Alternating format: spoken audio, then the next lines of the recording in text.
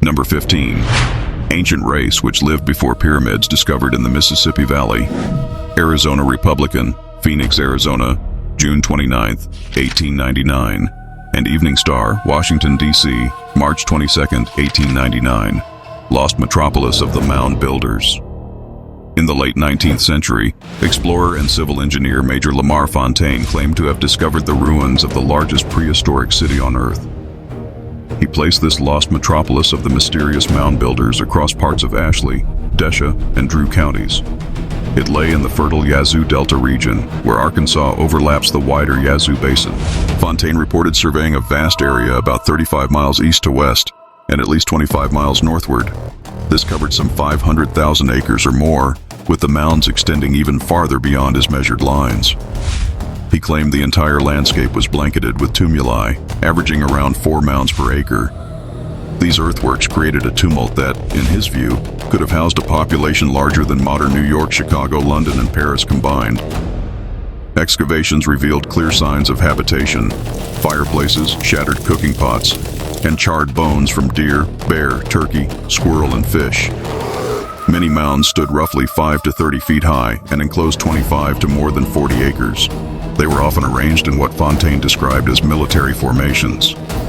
Some contained built-in cisterns for water storage that he interpreted as defensive or strategic features. The surrounding Yazoo Delta lowlands showed intensive ancient agriculture, with thousands of canals for both irrigation and navigation etched into nearly every acre. He described pottery factories producing superior earthenware, along with extensive shell middens along the waterways. In one of his most unusual claims, he said dugout cypress boats were found filled with jars of extinct bivalve shells. These shells had been brought from the distant Lake Borgne area near New Orleans and used as temper in the pottery. From the density of dwellings implied by the mounds, Fontaine estimated an astonishing population of about 11 million people, assuming 5 inhabitants per structure. He believed this Arkansas complex was the grand central metropolis of the mound builders. It was tied to a network of similar mounds and circumvallations stretching from the Appalachians to the Rockies. Elegant pottery, pipes, ornaments, and tools from comparable sites elsewhere supported his view of a sophisticated, vanished civilization. Its monuments still dotted the American landscape. Fontaine proposed these builders had migrated from ancient population centers in East Asia, through the Aleutian Chain, and down the western side of North America into the Mississippi Valley. Their trail ended in northern Mexico, with no continuation into South America. Their bones, canals, and mounds in Arkansas marked the heart of their culture. Contemporary scientists of his day were fascinated, but cautious. They waited for more systematic excavation and evidence beyond Fontaine's surveys and bold estimates. No modern work has confirmed a single 11 million person city in Arkansas. Today, archaeologists attribute the mounds and canal systems of southeast Arkansas to indigenous cultures such as those of the Mississippian and related traditions. This includes the Plum Bayou phase that produced sites like Toltech Mounds. Still, Fontaine's tale of a colossal prehistoric metropolis in Ashley, Desha, and Drew counties remains one of Arkansas's most dramatic 19th century legends. It is a towering mystery of the Delta, where scattered real mounds and earthworks continue to inspire stories of a lost civilization beneath the fields. This story was a combination of 3 different articles. Number 16, Fontaine's lecture, The Democratic Banner, Mount Vernon, Ohio, October 27, 1911. In Little Rock, Arkansas, on October 26th, renowned explorer and traveler, Colonel Lamar Fontaine of Leon, Mississippi, delivered a startling theory. Having journeyed across the Americas, Asia, and Africa, he declared that the ancient mound-building culture of the Mississippi Valley was not a minor or isolated people. This civilization flourished in North America ages before the foundations of the pyramids were laid. The great earthworks scattered across Arkansas were crude pyramids built for ceremonial and religious purposes, much like the stone monuments along the Nile. Fontaine located the heart of this forgotten metropolis on the west bank of the Mississippi River, above the highest floodwaters and opposite the widest part of its delta. He described it as the largest city the world has ever known, sprawling across Drew, Desha, Ashley, and neighboring Arkansas counties. Vast population and reach.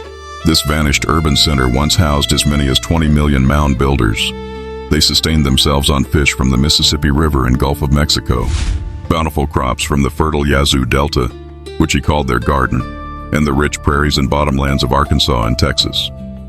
From this Arkansas-Mississippi core, colonies radiated outward, westward to the Zuni Plateau, southward into Mexico, Central America, and South America, and ultimately across the ocean to the mouth of the Nile, around 4,000 years before the Christian era.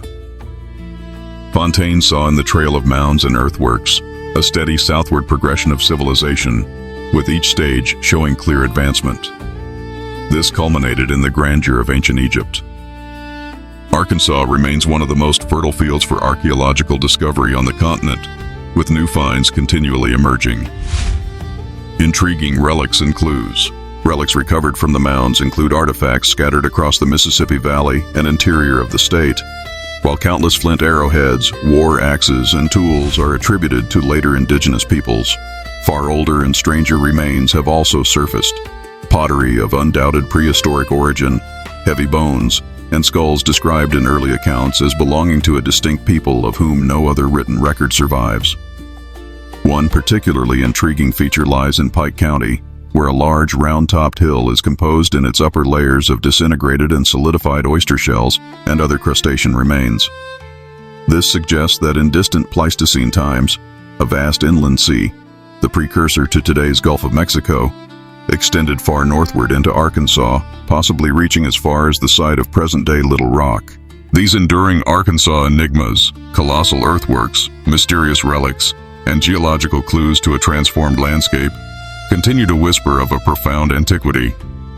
They position the natural state as a crucial, yet still largely unexplored link to the deepest origins of human civilization. This story was a combination of 3 different newspaper articles. Number 17, Earth House Dwellers of Arkansas, The Gazette, Cleveland, Ohio, August 25, 1923. Tulsa Daily World, Tulsa, Indian Territory, Oklahoma, August 1, 1915. Earth House Dwellers of Arkansas. In the late 19-teens, an archaeological expedition from the University of Oklahoma, led by historian Joseph B. Thoburn and geologist Dr. Irving Perrine, investigated puzzling natural mounds across the southern plains. Their 2-year survey centered in eastern Oklahoma counties like LeFlore and McCurtain. It transformed ideas about similar low, round mounds found in practically all of Arkansas and many adjoining states, revealing evidence for a lost farming civilization that predated known tribes such as the Osages and Quapaws by centuries. These mounds had long been dismissed as slight natural rises or vague platforms for dry wigwams. But excavation told a very different story. Each low, dome-shaped tumulus, typically 6 to 100 feet in diameter and 6 inches to 4 feet high, often averaging 3 per acre and sometimes 5 or 6 in dense clusters, proved to be the collapsed ruin of a timber-framed, dome-shaped, turf-covered dwelling. Thoburn described a vanished group of earth house people, distinct from classic mound builders or cave dwellers. They built fixed villages rather than roaming as nomadic hunters. Inside the mounds, the team uncovered fireplaces with ashes, flint flakes, bone fragments, and a wealth of daily artifacts. Artistic, beautifully decorated pottery ranked among the finest of any indigenous people in the United States. Stone tools, spades, hoes, and other implements, chipped, pecked, drilled, and polished from flint, chert, and slate, showed a high degree of craftsmanship. These villagers clearly relied on agriculture, cultivating fertile prairies and valley lands, and likely excelled in basketry, spinning, and weaving, even though such perishable materials rarely survived. When the focus shifts to Arkansas, the scale becomes even more striking. Thoburn noted that these low, circular earth house mounds are a pronounced feature of landscapes across essentially the entire state, from the Ozarks to the Delta, where thousands of knolls dot the fields, pastures, and river bottoms. Vast ancient cemeteries along rivers and creeks, including reports of a burial ground stretching for a mile along an Arkansas river valley, point to populations far denser than later historic tribes, all choosing the sandy loam of floodplains for easy grave digging. Thoburn estimated that this civilization had vanished at least 600 years earlier, roughly in the 1300s, possibly swept away by a devastating plague or epidemic. No clear traditions of these people survived among later tribes, leaving only their earth houses, their tools, and their cemeteries to hint at who they were.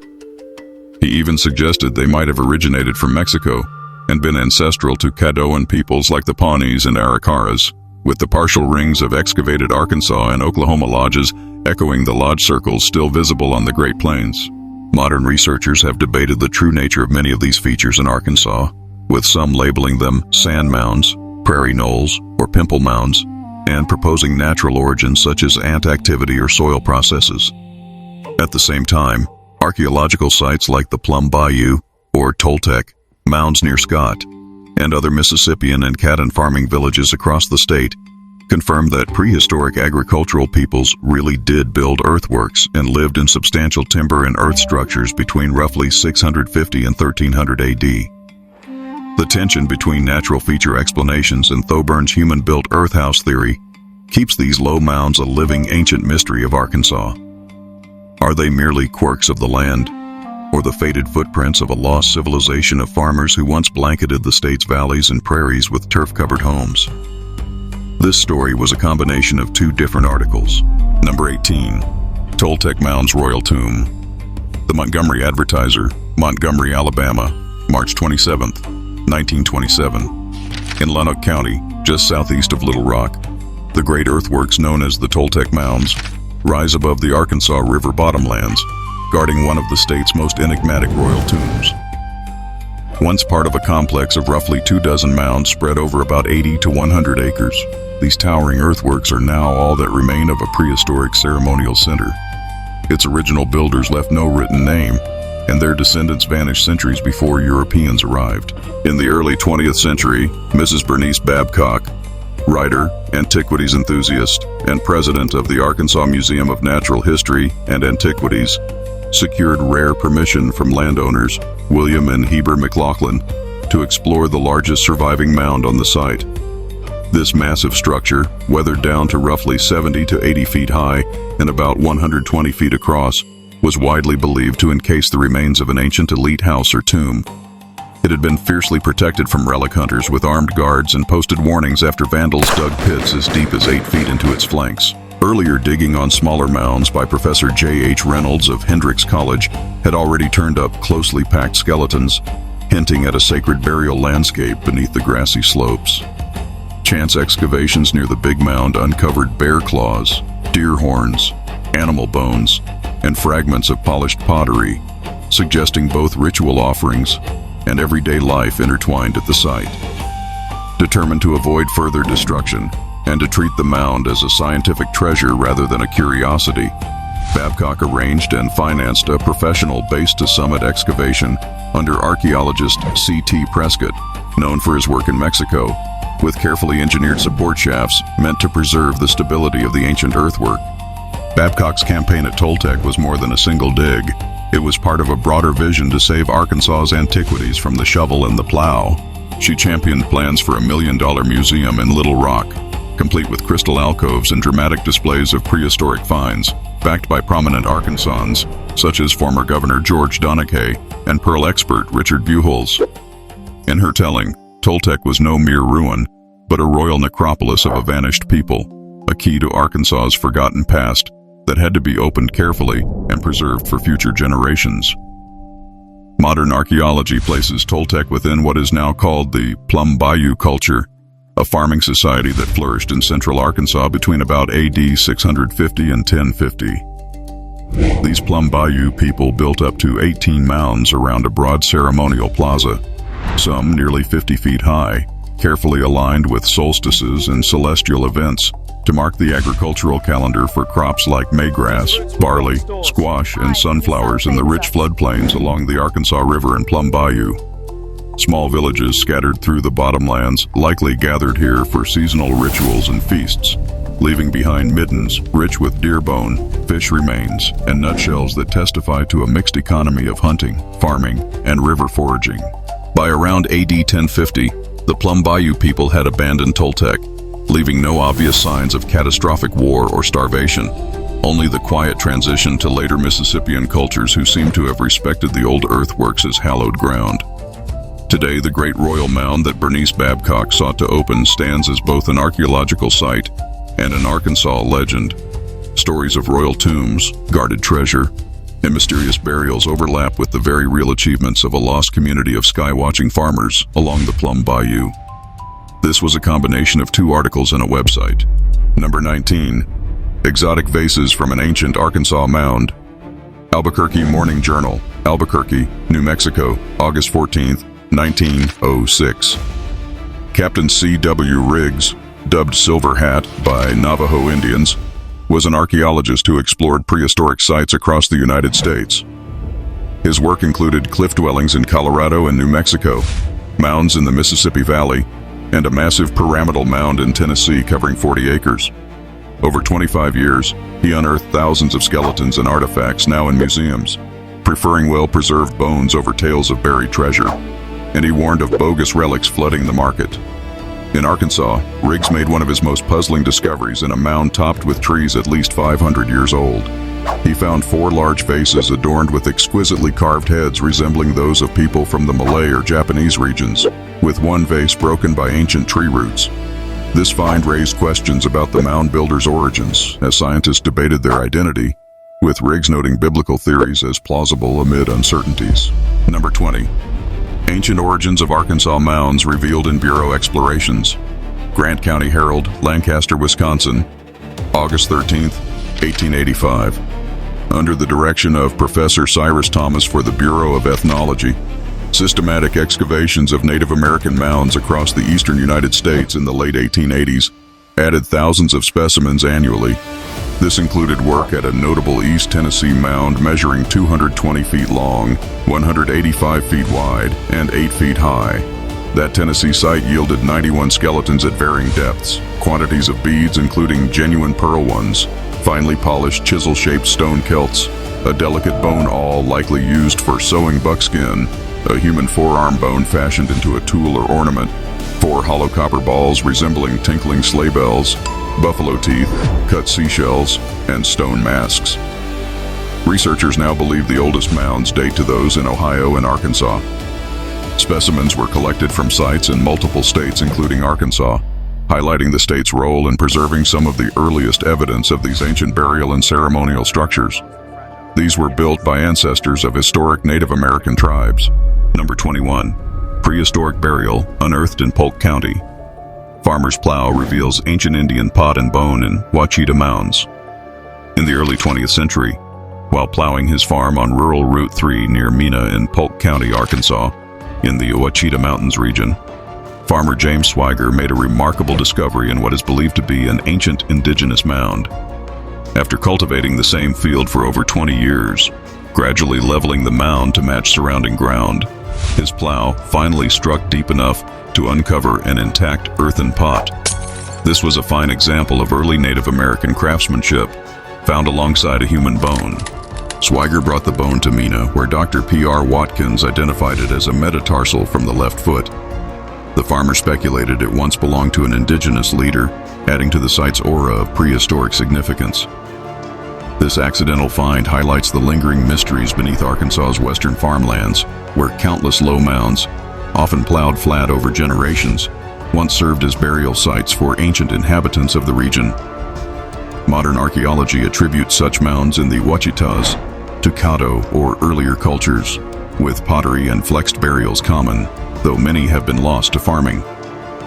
This discovery in Polk County near Mena, a historic town in the Ouachita National Forest area, stands as a classic small-scale Arkansas ancient find. Number 22. Footprints of vanished races. The Bolivar Bulletin, Bolivar, Hardeman County, Tennessee, October 2nd, 1879. In his 1879 book, Footprints of Vanished Races in the Mississippi Valley, archaeologist A.J. Conant explores the relics and monuments left by prehistoric peoples, often referred to as mound builders, across the region.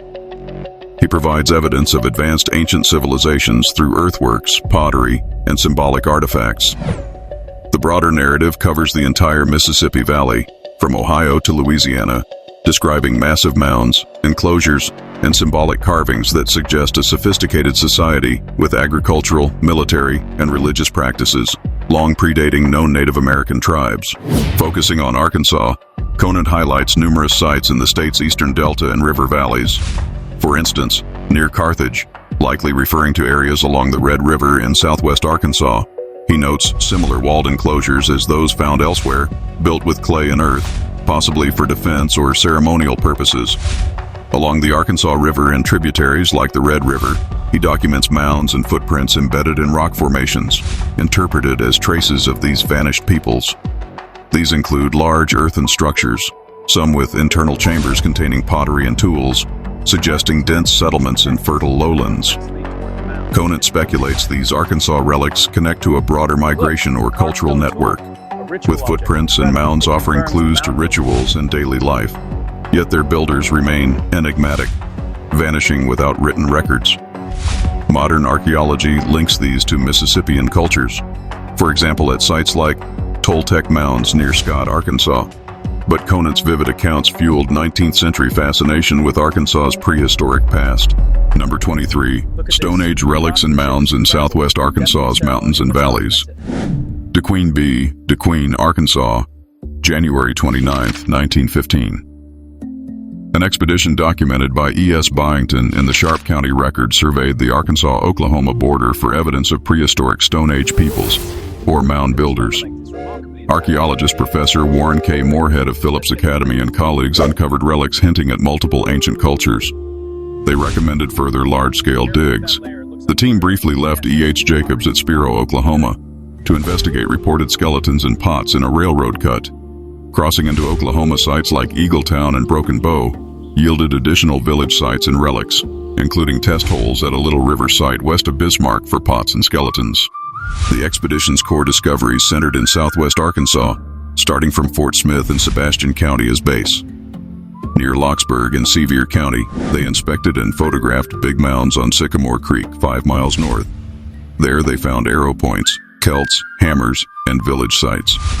From Dierks to Athens in Howard and Pike counties, they collected 25 to 30 pounds of relics along the Little Missouri River. They also documented prehistoric flint mines and river cliffs, ancient quarries for tool-making materials. East of Ultima Thule in Sevier County, they found old salt works with potsherds from massive 30-inch vessels used for boiling salt water. This indicated long-term industrial activity by indigenous peoples. On Mountain Fork near the border, numerous village sites emerged with a big load of relics. These Arkansas finds, amid primeval forests and volcanic mountains lacking caves, revealed footprints of vanished races through implements for war, farming, hunting, and domestic use, spanning several thousand years since the Stone Age. Moorhead saw signs of 4 to 5 distinct cultures. He urged study of his book, The Stone Age in North America, for deeper insights into this global era's local echoes. Number 24. Paradise found in Arkansas. The Pulaski Heights, Little Rock, Arkansas, February 21st, 1919. Tucked away in hidden spots near natural steps along the Arkansas River in central Arkansas, lies a true treasure trove for curio collectors. It is a rich Quapaw indigenous burial ground from years long past. Over the last 10 or 15 years, enthusiastic excavators have unearthed stunning examples of native handiwork that now grace private collections. Discoveries range from small baked clay pipes of peace to massive ollas. These are large vessels up to a bushel in size, shaped like wide-bottomed bowls tapering to narrower necks, crafted from fine clay for storing grain like Indian corn and other daily needs. While much pottery is plain and functional, finer pieces boast etched, unusual, yet beautiful designs. The ancient artisans used secret pigments that have endured centuries underground, baffling modern clay workers with their vibrant, time-defying colors. Nearby, though separate from the burial site, stand traces of the enigmatic mound builders. These were an ancient people who somewhat resembled later indigenous groups but predated them by many years, possibly contemporaries or predecessors of the Aztecs in Central and South America. These earlier people lived communally. Several families or entire tribes shared fortified dwellings of logs or massive stones, topped with clay or earth that was fired from outside for strength and security. This created a snug retreat for storing all possessions. Over centuries, these structures collapsed under the elements, forming today's expansive mounds, some covering an acre or more. These mounds are reminders of a more energetic and enterprising civilization than the nomadic tribes that followed. Scholars speculate this ancient people succumbed to disease, ague, or conflict with later arriving indigenous groups drawn to Arkansas's fine hunting grounds and warm southern climate. This paradise found at natural steps reveals layers of Arkansas's deep prehistoric past, where Quapaw artistry and mound builder ingenuity left enduring marks along the river's timeless banks. This story was a combination of 3 different articles. Number 25. Who were the mound builders? The Osceola Times, Osceola, Arkansas, April 14, 1888. De Soto's witness. In May 1541, Hernando de Soto's expedition of 600 Spanish soldiers crossed the Mississippi River at what's now Memphis. They ascended the West Bank through modern Mississippi County, Arkansas, as far as the Missouri line, recording a land thick with native towns and fields of corn. Accompanying chronicler Luis Hernandez de Biedma noted that local caciques, or chiefs, raised very high hills near their dwellings, sometimes building huts atop them. On one such mound in this Arkansas region, the Spaniards planted a cross and knelt to venerate it. These observations, preserved in Biedma's 1544 report to the King of Spain, later translated from Spanish archives, describe the tumuli still visible today at sites like mounds in Mississippi County, Arkansas. They were products of the agricultural people living there at the time, not a vanished prehistoric race. Biedma, an eyewitness keeping detailed notes, presented this as fact from direct inquiry, not speculation, during his time in what's now Arkansas 347 years before the letter's writing. The locals lived in walled towns, cultivating vast cornfields until fiercer northern tribes, like those from the Ohio Valley, later displaced them down the Mississippi. Later parallels reinforce this. The Natchez, whom De Soto encountered on both sides of the river, fled across to near Natchitoches after a 1730 defeat by the Choctaws. They immediately threw up a new mound, as Dr. Sibley reported in his 1804 exploration of the Arkansas and Red Rivers. Number 26. Mound Builders of Arkansas. The Menard Mounds Prehistoric Secrets Revealed. Fry Press for Texas, San Antonio, Texas, March 13, 1895. This story comes from a German-language article titled Die Mound Builders on North America's Prehistoric Mound Building Culture. Likely from a late 19th or early 20th century European scientific journal, it was written by an anonymous scholar exploring archaeological mysteries. The mound builders represent one of North America's great prehistoric enigmas. This vanished culture left massive earthworks dotting the continent, with Arkansas as a key hotspot, home to over 10,000 such structures alone.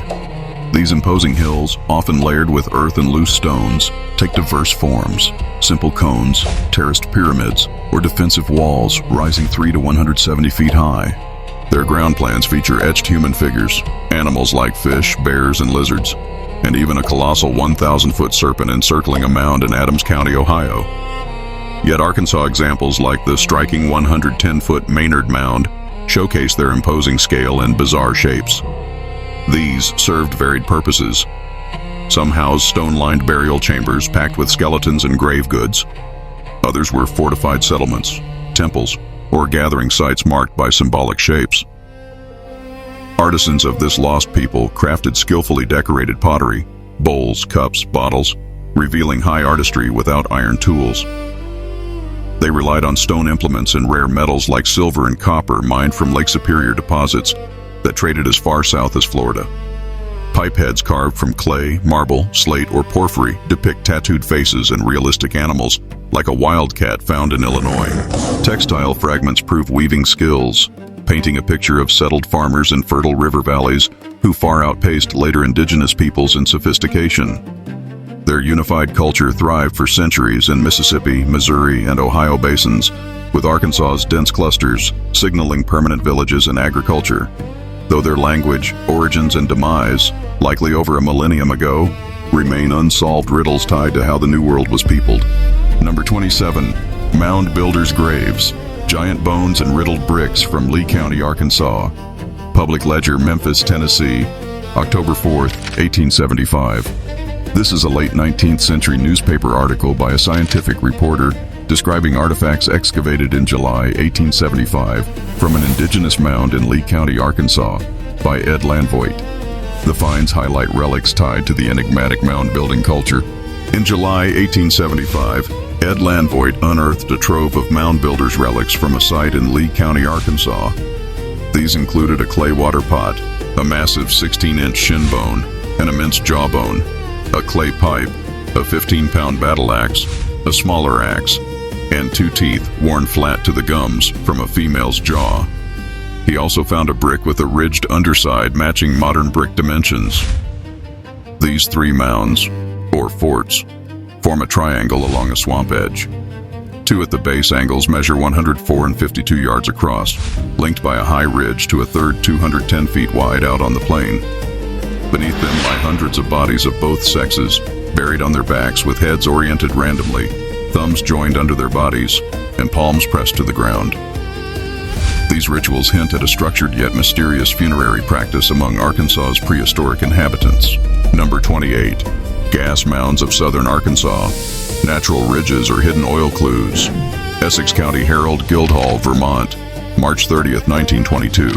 This is a brief early 20th century newspaper snippet relaying a government geologist's analysis of gas mounds found across Louisiana, Texas, southern Arkansas, Oklahoma, forests, and prairies. Gas mounds are low, circular rises averaging 20 feet wide and 2 feet high. They dot forest and prairie landscapes in Louisiana, Texas, southern Arkansas, and Oklahoma. Local theories suggest underground gas from oil pools pushes them up, signaling potential drilling sites below. A U.S. government geologist who inspected them rejects this idea outright. He notes their presence in countless oil-free zones with no gas or petroleum traces. Instead, he attributes their formation to simple soil heaping in poorly drained lowlands battered by heavy periodic rains. These are common natural features rather than treasure maps for black gold. Number 29. Arkansas's lost Mississippian capital. Visited by Soto. Encyclopedia-of-Arkansas.net. Parkin Archaeological State Park in Cross County, northeast Arkansas, safeguards a 17-acre Mississippian village from AD 1000 to 1550. It sits at the St. Francis and Tyronza Rivers confluence, likely Casqui, the fortified provincial capital encountered by Hernando de Soto's expedition on July 4, 1541.